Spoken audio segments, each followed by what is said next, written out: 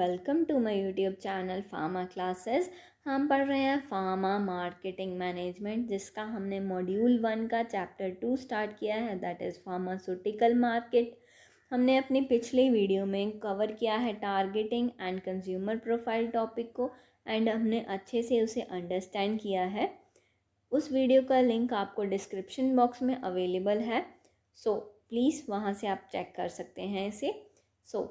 ऐसे ही important videos को देखने के लिए please subscribe my channel and press the bell icon so that आपको इम्पॉर्टेंट वीडियोस की नोटिफिकेशन सबसे पहले मिल सके। अब स्टार्ट करते हैं हम अपना आज का topic, that is motivation and prescribing habits of physician. अब कोई भी फिजिशियन है, ठीक है, डॉक्टर है, उसके पास क्या है, पेशेंट आता है किसी डिसीज़ को लेके, ठीक है। अब क्या है कि वो डॉक्टर और फिजिशियन जो है उस पर्टिकुलर डिसीज़ को ट्रीट करने के लिए मेडिकेशन लिखता है अपनी प्रिस्क्रिप्शन में एंड प्रिस्क्राइब करता है मेडिसिन्स, ठीक है। अब उसे क्या है, कैसे इंफॉर्मेशन मिली और कौन से फैक्टर्स हैं जिससे इन्फ्लुएंस होके उसने एक स्पेसिफिक ट्रीटमेंट लिखा है अपनी प्रिस्क्रिप्शन में, वो वेरियस फैक्टर्स को हम आज डिटेल में कवर करेंगे। कौन कौन से फैक्टर्स हैं जिससे क्या है कि फिजिशियन इन्फ्लुएंस होके कोई भी प्रिस्क्रिप्शन को लिखता है, ठीक है ना। अब क्या है कि वेरियस डिसीजेस को ट्रीट करने के लिए वेरियस जो हमारे पास मेडिकेशंस प्रोवाइडेड हैं, ठीक है ना, थ्रू द फार्मास्यूटिकल मार्केट, ठीक है ना, थ्रू द फार्मास्यूटिकल इंडस्ट्रीज। अब क्या है कि उन वेरियस मेडिकेशंस में से कोई एक मेडिसिन को प्रिस्क्राइब करना इज़ कौन कैसे करना है, ये सारा, ठीक है ना, ये सब क्या है कि फिजिशियन के ऊपर डिपेंड करता है कि वो कौन से फैक्टर्स को जो है मेन फैक्टर्स मान के वो एक इतने पूरे वेरियस मेडिकेशन से ओनली वन मेडिकेशन को चूज़ करके प्रिस्क्राइब कर रहा है।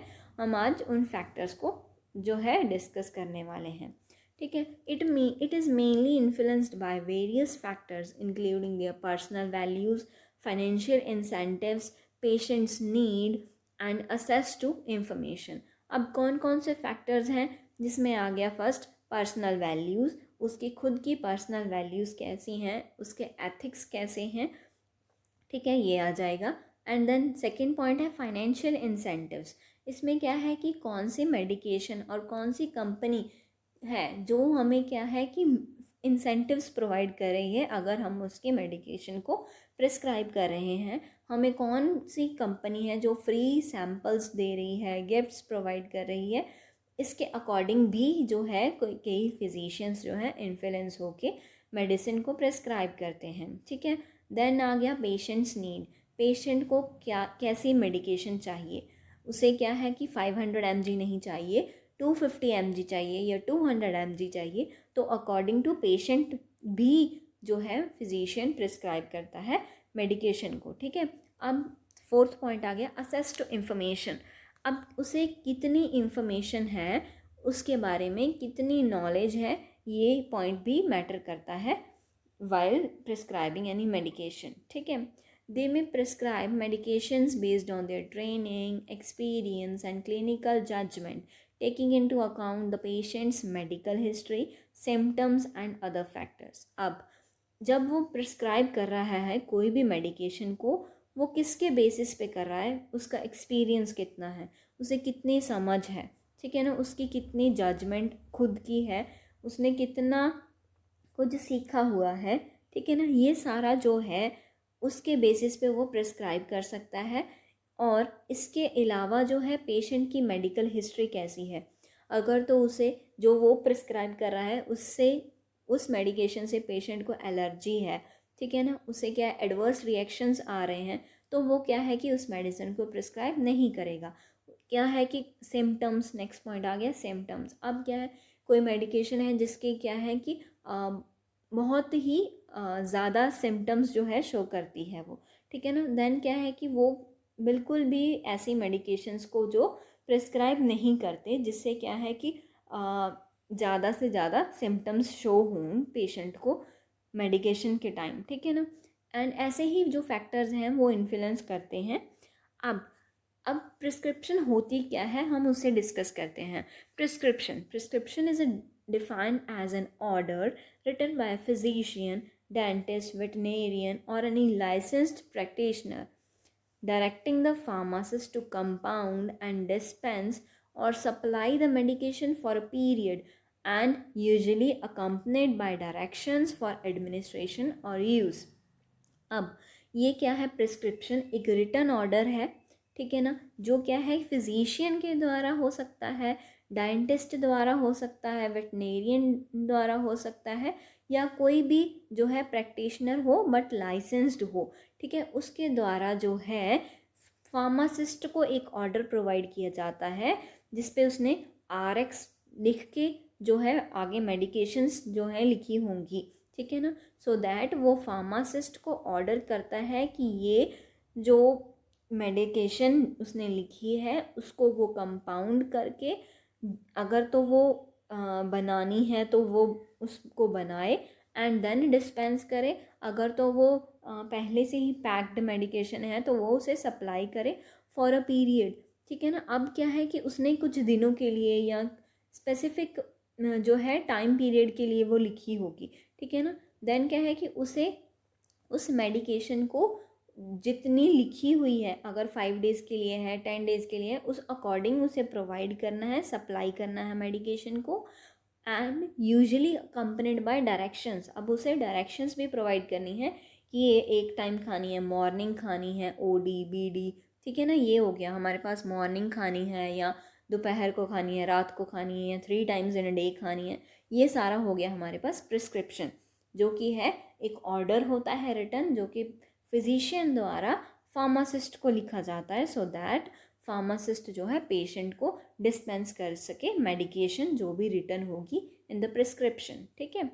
अब the factors that affect and influence the prescribing habits of physician are, कौन कौन से फैक्टर्स हैं जो उसकी प्रिस्क्राइबिंग हैबिट्स को जो है इन्फ्लुएंस करते हैं फिजिशियन की, that is patient and doctor relationship.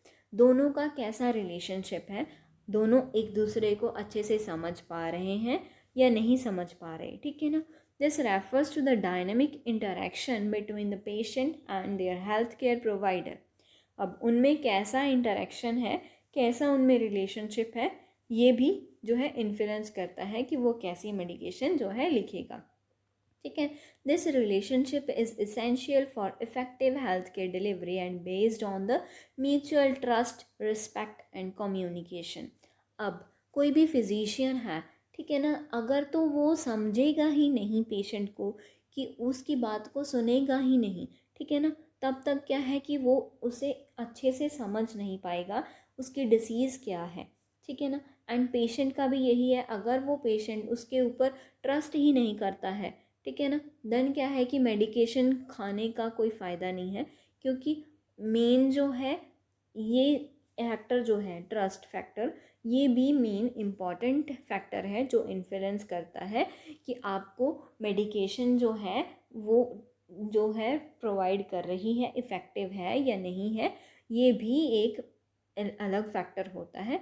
Then क्या है कि उन दोनों में कम्युनिकेशन कैसी है, वो दोनों एक दूसरे को अच्छे से समझ पा रहे हैं या नहीं हैं, ठीक है ना। ये सारे फैक्टर्स जो हैं ये हैं पेशेंट एंड डॉक्टर रिलेशनशिप में आ जाएंगे, ठीक है ना।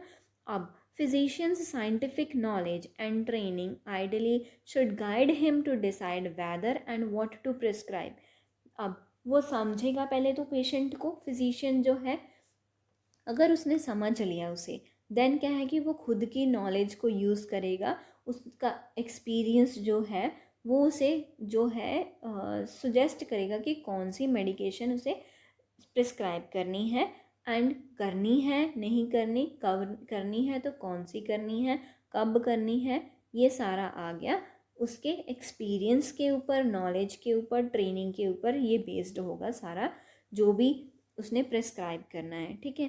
देन ही में रेशनली कंक्लूड, उसके बाद ही जो है वो कंक्लूड कर पाएगा कि आइदर प्रिस्क्रिप्शन को देना है उसे या नहीं देना, आइदर मेडिकेशन की रिक्वायरमेंट है और नहीं है, और आप ओनली प्रिकॉशन से ही इसे डिसीज़ को ट्रीट कर सकते हैं, ठीक है ना।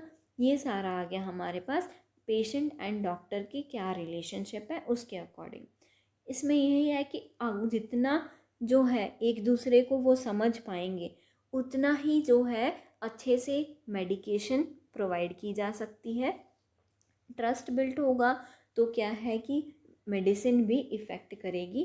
अब कोई भी फिजिशियन है, ठीक है ना, वो अगर मेडिसिन किसी को दे रहा है एंड रीविजिट के लिए बुला रहा है तो उसे तो यही होगा, उसे तो यही ट्रस्ट होगा कि हाँ कि पेशेंट ने मेडिकेशन खाई है एंड दोबारा उसने रिविजिट किया है। अब वो पेशेंट के ऊपर है कि उसने रियल में जो है कि जैसे प्रिस्क्राइब की थी वैसे खाई है या नहीं खाई है, ठीक है ना। ये सारा आ गया पेशेंट डॉक्टर रिलेशनशिप में। सेकेंड पॉइंट आ गया हमारे पास पेशेंट्स डिमांड फॉर प्रिस्क्रिप्शन, ठीक है। अब इसमें ही है ये पॉइंट कि उसका कैसा रिलेशनशिप होगा। इसमें फर्स्ट पॉइंट है पेशेंट्स डिमांड फॉर प्रिस्क्रिप्शन। अब क्या है कि अगर फिजिशियन ने ये कंक्लूड किया कि आपको प्रिस्क्रिप्शन की ज़रूरत नहीं है, आपको मेडिसिन की ज़रूरत नहीं है, अगर आप कुछ प्रिकॉशंस को यूज़ करो, ठीक है ना, प्रिकॉशंस को फॉलो करो, देन क्या है कि आप इसे इजीली ट्रीट कर सकते हैं। बट क्या है कि यहाँ पे पेशेंट खुद डिमांड कर रहा है कि नहीं मुझे तो मेडिकेशन चाहिए, मुझे तो प्रिस्क्रिप्शन चाहिए, देन उस फैक्टर में क्या होगा कि फिजिशियन को लिखनी पड़ेगी, ठीक है ना, जो प्रिस्क्रिप्शन है। यहाँ पे क्या है, the physician are under increasing pressure to fill the prescription for patients bent on receiving prescription for one of the advertised medication. अब क्या है कि किसी पेशेंट ने क्या है कि कोई एडवर्टाइजमेंट देख ली मेडिकेशन की, देन क्या है कि फिजिशियन को वो बोलेंगे कि मुझे तो यही वाली प्रिस्क्राइब करो ऐसे करके, ठीक है ना। देन क्या है कि फिजिशियन जो है उस उनके ऊपर एक प्रेशर बिल्ट हो जाता है। अगर तो क्या है कि वो नहीं लिखते तो क्या है कि जो पेशेंट है उसके माइंड में ये माइंड सेटअप हो जाएगा उसका कि हाँ ये तो इतना देखता ही नहीं है, ठीक है ना, मेडिसिन तो देता ही नहीं है, इसे तो इतनी नॉलेज ही नहीं है इस फिजिशियन को। तो ऐसे उसका माइंड सेटअप हो जाता है। सो इससे क्या है कि फिजिशियन के ऊपर माइंड से जो है प्रेशर बिल्ट होता है कि उसे प्रिस्क्रिप्शन को लिखना ही है उन पेशेंट्स के लिए, ठीक है। Sometime patient demand could be the most frequently mentioned motivation for the over prescription of drugs. अब क्या है कि पेशेंट की अगर डिमांड होगी तो क्या है कि फिजिशियन को दो लिखनी पड़ेगी प्रिस्क्रिप्शन, नहीं अगर नहीं भी ज़रूरत हो तो क्या है कि वो ओवर प्रिस्क्रिप्शन भी करता है। किसके प्रेशर के अंडर, पेशेंट की डिमांड के प्रेशर के अंडर रह के, ठीक है ना। ये फैक्टर भी है जो हमें इन्फ्लुएंस करता है जो भी उनकी प्रिस्क्राइबिंग हैबिट्स है उनको लेके, ठीक है। एंड इसमें सेकेंड पॉइंट है patient demand for generic prescription. अब क्या है कि फिजिशियन जो है ब्रांडेड भी लिख सकते हैं एंड जेनरिक प्रिस्क्रिप्शन भी लिख सकते हैं। जेनरिक प्रिस्क्रिप्शंस क्या है, अनब्रांडेड, क्या है कि वहाँ पे ओनली एपीआई को आप मेंशन करोगे, जैसे पीसीएम है ओनली आप पीसीएम पैरासीटामोल लिखोगे, ना कि उस किसी का ब्रांड लिखोगे कि सिप्ला का है, ये नहीं लिखोगे सिप्ला पीसीएम, ये नहीं आप लिखोगे, लिखोगे ओनली पीसीएम 500 mg और 250 mg जैसे भी है, ठीक है ना, ये आप लिखोगे। ये हो गया हमारे पास जेनरिक प्रिस्क्रिप्शन अगर हम ओनली एपीआई यूज़ कर रहे हैं, ठीक है, इन द प्रिस्क्रिप्शन। अब जो पेशेंट है वो डिमांड कर रहा है जेनरिक प्रिस्क्रिप्शन की, बट क्या है कि जो फिजिशियन है वो चाहता है कि मैं जो है ब्रांडेड ड्रग लिखूं, ठीक है ना, बट पेशेंट क्या है वो जेनरिक प्रिस्क्रिप्शन मांग रहा है, तो क्या है कि उसे जो फिजिशियन है उसे जेनरिक प्रिस्क्रिप्शन ही लिखनी पड़ेगी, ठीक है। ऐसे ही जो जेनरिक प्रिस्क्रिप्शंस होती हैं मेनली वो क्या है कि लो कॉस्ट पे बिकती हैं, ठीक है, मेडिकेशंस जो होती हैं with compare to the branded drugs, ठीक है। Hospital buy generic drugs in bulk quantity and prices are lower than retail segment. अब इनके प्राइजेस जो होते हैं जेनरिक ड्रग्स के वो लो होते हैं एंड हॉस्पिटल मेनली जो है जेनरिक ड्रग्स को ही बल्क क्वांटिटी में बाय करता है, ठीक है। So the patient sometime demand for generic drugs in order to lower the cost amount on medication. अब उसे भी वो सस्ती पड़ेगी तो क्या है कि वो बोलता है कि मुझे आप जेनरिक प्रिस्क्रिप्शन लिख दो, ठीक है, सो दैट क्या है कि उसके मेडिकेशन के कॉस्ट भी जो है वो कम हो जाए। सो इस पेशेंट की demand for the generic drug, ये भी एक इम्पॉर्टेंट फैक्टर है जो कि इन्फ्लुएंस करता है कि फिजिशियन कैसे मेडिसिन को प्रेस्क्राइब करेगा, ठीक है। देन थर्ड पॉइंट आ गया इसमें, patients favourable unfavourable attitude towards a drug. अब पेशेंट का जो उसने फिजिशियन ने मेडिकेशन लिखी है या कोई ड्रग लिखा है उसके तरफ कैसा एटीट्यूड है उसका, आइदर वो फेवरेबल एटीट्यूड है और अनफेवरेबल एटीट्यूड है, इसको भी माइंड में रखना होगा, ठीक है। It has been observed that some patients who have been regularly taking an inappropriate drug and prefer to stick to that drug, calling the drug as an old friend as they are familiar with the drug and feel comfortable with that drug।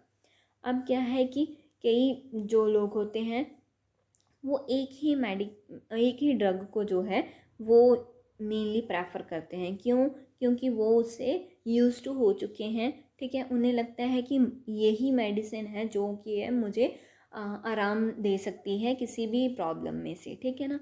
सो क्या है कि वो अगर तो वो physician के पास भी जाते हैं, देन क्या है कि वो फिजिशियन को भी क्या कहेंगे कि मुझे तो यही वाली ड्रग चाहिए, मुझे कोई और ड्रग नहीं सूट करती है, चाहे तो उसे सूट करे बट उसका माइंड सेटअप हो चुका है कि मुझे यही ड्रग है जो मुझे फुल ट्रीटमेंट देती है, ठीक है, मेरी प्रॉब्लम को रिलीफ प्रोवाइड करती है। अब ऐसा इसका एटीट्यूड जो है एक ही ड्रग की तरफ, वो भी एक फैक्टर है जो कि है फिजिशियन को इन्फ्लुएंस करता है कि वो उसी ही मेडिसिन को ही लिखे।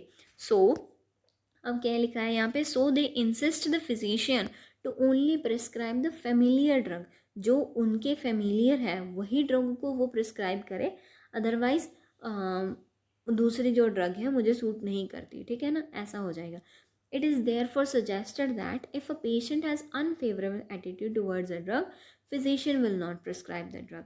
अब क्या है कि वो बोल रहा है कि नहीं नहीं या मुझे इससे क्या है फ़र्क नहीं पड़ेगा, मुझे रिलीफ नहीं मिलेगा इससे, मुझे ये सूट ही नहीं करती, आप मुझे चेंज कर दो मेडिसिन, ठीक है ना। देन क्या है कि इस प्रेशर के अंडर क्या है कि फिजिशियन जो है इस एटीट्यूड को देख के वो उस ड्रग को प्रिस्क्राइब नहीं कर सकता जो उसने लिखी हुई थी पहले, सो दैट उसे फेमिलियर जो है उस पेशेंट के वही ड्रग को लिखना पड़ता है, ठीक है।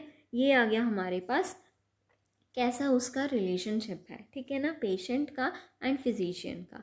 अब सेकंड पॉइंट आ गया हमारे पास मेडिकल रिप्रेजेंटेटिव्स, ठीक है, जो एमआर होते हैं, ठीक है, वो क्या है कि कंपनी के किसी भी जो मेडिसिन है वो कंपनी की, वो फिजिशियन को आके ट्राई करते हैं कि वो उसे सेल कर पाएँ to the physician that medicine, ठीक है ना। देन क्या है कि वो उसे फ्री सैम्पल्स भी प्रोवाइड करते हैं, ठीक है ना, सो दैट एटलीस्ट आप इसे ट्राई कीजिए, अगर आपको अच्छी लगती है देन क्या है कि आप हमसे ले सकते हैं, ठीक है ना। इस ऐसे ही क्या है कि एमआर होते हैं, they are the single most effective tool that the pharmaceutical companies employ to convince the physician to prescribe their drugs. अब ये जो एमआर हैं ये क्या है कि उनको इन्फ्लुएंस करते हैं फिजिशियन को कि हमारी ड्रग न्यू आई है एंड हमारी ड्रग ही अच्छी है as compare to the other drugs, ठीक है ना। वो कहते हैं फिजिशियन को हमारे ही मेडिसिन को एटलीस्ट वन टाइम ट्राई करें। सो क्या है कि वो फ्री सैम्पल्स भी प्रोवाइड करते हैं सो दैट क्या है कि वो ट्राई कर पाएँ एंड अगर उसको रिस्पॉन्स अच्छा लग रहा है देन क्या है कि वो हमसे इन बल्क क्वांटिटी उस मेडिसिन को लें एंड प्रिस्क्राइब करें, ठीक है ना। ये जो एमआर होते हैं ये भी इन्फ्लुएंस करते हैं उनको कि आप हमारी जो है प्रिस्क्रिप्शन या मेडिसिन अपनी प्रिस्क्रिप्शन पे लिखो, ठीक है ना। एमआर जो है medical representative try to influence the physician, अब यही लिखा है कि इन्फ्लुएंस करते हैं फिजिशियन को कि वो को to prescribe their drug in the prescription, क्या है कि वो उनकी मेडिसिन या ड्रग जो है वो प्रिस्क्रिप्शन पे प्रिस्क्राइब करें, ठीक है ना, ऐसे वो इन्फ्लुएंस कर रहे हैं हम। एंड थर्ड पॉइंट आ गया हमारे पास promotion, and it is the most important factor which affect the prescribing behavior of physician। The effective techniques are used by the pharmaceutical companies in order to influence the prescribing habits of the physician, such as gifts, free samples, authentic information. ये क्या है कि अब promotion करनी है कि pharmaceutical companies क्या है, वो प्रमोट करती हैं अपने जो उसके प्रोडक्ट्स हैं, ठीक है ना। जैसे कोई भी ड्रग है किसी भी ब्रांड का या किसी भी कंपनी का, ठीक है ना, वो अगर ड्रग वो फिजिशियन को उन्होंने प्रिस्क्राइब करवाना है कि वो उसी कंपनी का ही प्रिस्क्राइब करे जो फिजिशियन है, तो क्या है कि उसे प्रमोशन भी करनी होगी, ठीक है ना। इसमें क्या है कि वो फ्री सैम्पल्स प्रोवाइड कर सकते हैं फिजिशियन को, गिफ्ट्स प्रोवाइड कर सकते हैं, ठीक है ना, वाउचर्स प्रोवाइड कर सकते हैं, एंड उसे ऑथेंटिक इन्फॉर्मेशन जो कि उसे इन्फॉर्मेशन नहीं है या इम्पॉर्टेंट इन्फॉर्मेशन है वो उसे प्रोवाइड करेंगे। क्या है कि वो कॉन्ट्रैक्ट करते हैं कि हाँ हम आप हमारी प्रिस्क्रिप्शन लिखो, हम आपको ये प्रोवाइड कर देंगे, ठीक है ना। ऐसे ही वो क्या है प्रमोशन कर रहे हैं अपने प्रोडक्ट की, सो दैट क्या है कि वो इन्फ्लुएंस कर सकें ओनली टू फिजिशियन कि वो हमारी मेडिसिन को ही प्रिस्क्राइब करे, ठीक है ना। ये आ गया हमारे पास प्रमोशन में। And the fourth point is volume of patient seen by a doctor. अब कितने पेशेंट्स जो हैं डॉक्टर के द्वारा जो है देखे जा रहे हैं, ठीक है ना, वहाँ पे कितना रश है, ठीक है ना, ये आ गया हमारे पास फोर्थ पॉइंट। अब देखो the doctors with the large practice usually a new drug use a new drug early in the course of treatment are better prescribers, ठीक है। अब जो है जिनके पास बहुत ज़्यादा पेशेंट्स आते हैं, पहले तो वो इतने बिजी होते हैं कि वो क्या है कि जो ऑथेंटिक इन्फॉर्मेशन है या जो भी मेडिसिन के अकॉर्डिंग जो उनके पास इंफॉर्मेशन है वो उसके पास होती नहीं है, क्योंकि उनके पास टाइम नहीं है उस इंफॉर्मेशन उस नॉलेज को गेन करने के लिए, ठीक है ना, जो भी न्यू ट्रीटमेंट आ रहा है। अब क्या है कि जो फार्मास्यूटिकल कंपनीज़ हैं वो क्या है कि अगर अपना न्यू प्रोडक्ट लेके आती हैं तो क्या है कि वो क्या फिजिशियन को न्यू इन्फॉर्मेशन भी प्रोवाइड करती है कि हम कि क्या क्या मार्केट में न्यू जो है ट्रीटमेंट प्रोवाइडेड है, ठीक है ना। इससे क्या है कि वो अपडेटेड रहता है वो फिजिशियन जो है, ठीक है ना। यहाँ पे भी ऐसा ही लिखा है कि जो लार्ज प्रैक्टिसेस करते हैं जो डॉक्टर्स हैं वो इजीली न्यू ड्रग के ऊपर एडहेयर कर जाते हैं। क्यों? क्योंकि उनके पास इतना खुद के लिए टाइम नहीं है कि वो मेडिकल लिटरेचर को खुद रीड कर पाएँ। सो क्या है कि वो इजीली थ्रू एमआरस जो है वो क्या है कि कंपनीज़ के थ्रू एमआरस के थ्रू वो क्या है कि इंफॉर्मेशन लेते हैं एंड अपडेटेड रहते हैं। यहाँ पे भी क्या लिखा है, generally these physicians are too busy, क्योंकि उनके पास बहुत पेशेंट्स आते हैं तो क्या है कि वो बहुत बिजी होंगे, उनके पास इनफ टाइम नहीं होगा, ठीक है ना। Are too busy and have not enough time to read the medical literature to keep them updated। अब क्या है कि वो अपडेटेड नहीं रहेंगे तो क्या है उन्हें जो मार्केट में न्यू ट्रीटमेंट आया है उनके बारे में नहीं पता होगा, वो ओल्ड ट्रीटमेंट ही यूज़ करेंगे, that is not much effective. So क्या है कि वो अपने पेशेंट्स को सेटिस्फाई करने के लिए अपडेटेड रहना चाहते हैं। सो वो कैसे रहते हैं? So they mainly depend on the information provided by the medical representative, that is MR. क्या है कि मेडिकल रिप्रेजेंटेटिव भी उन्हें प्रोवाइड कर देते हैं वो information, and also the promotional information provided by the pharmaceutical companies for choosing a drug for prescription. अब क्या है, फार्मास्यूटिकल कंपनीज क्या है प्रमोशनल टेक्निक के थ्रू वो इंफॉर्मेशन प्रोवाइड कर सकते हैं, या एमआर जो होते हैं वो भी जो है इंफॉर्मेशन प्रोवाइड करेंगे उसे, सो दैट क्या है कि वो उसका ही जो प्रोडक्ट है वो प्रिस्क्राइब करे, ठीक है ना। Such physicians assign higher values to the services provided by pharmaceutical companies and medical representative. अब क्या है कि वो ऐसे फिजिशियंस जिनके पास टाइम नहीं है मेडिकल लिटरेचर को रीड करने के लिए, वो क्या है कि अपने एमआर को फार्मास्यूटिकल कंपनीज़ को इम्पोर्टेंस देंगे। क्यों? क्योंकि वो उनसे ही अपडेट हो रहे हैं उनके थ्रू ही उन्हें न्यू इन्फॉर्मेशन, न्यू ट्रीटमेंट के बारे में पता लग रहा है। तो क्या है कि वो ग्रेट सर्विसेज जो हैं प्रोवाइडेड की जा रही हैं, उससे वो वेल अपडेटेड रहते हैं, ठीक है ना। दैट्स वाई क्या है कि वो न्यू मेडिकेशन को जो है अडॉप्ट करते हैं, एंड क्या है कि अपने प्रिस्क्राइबिंग हैबिट से इन्फ्लुएंस हो जाते हैं इन फैक्टर्स के कारण, ठीक है। ये हो गए हमारे पास सारे फैक्टर्स, जिससे क्या है कि जो भी फिजिशियन है वो क्या है कि अपनी प्रिस्क्राइबिंग हैबिट को इन्फ्लुएंस करेगा, अपने प्रिस्क्राइबिंग हैबिट को चेंज करेगा इन फैक्टर्स के only through the these factors, ठीक है ना। ये हो गया हमारे पास motivation and prescribing habit of physician. So please like subscribe my channel and press the bell icon so that आपको इम्पॉर्टेंट नोटिफिकेशंस मिल सके। नेक्स्ट टॉपिक हम अपनी नेक्स्ट वीडियो में पढ़ेंगे। So thank you for watching this video.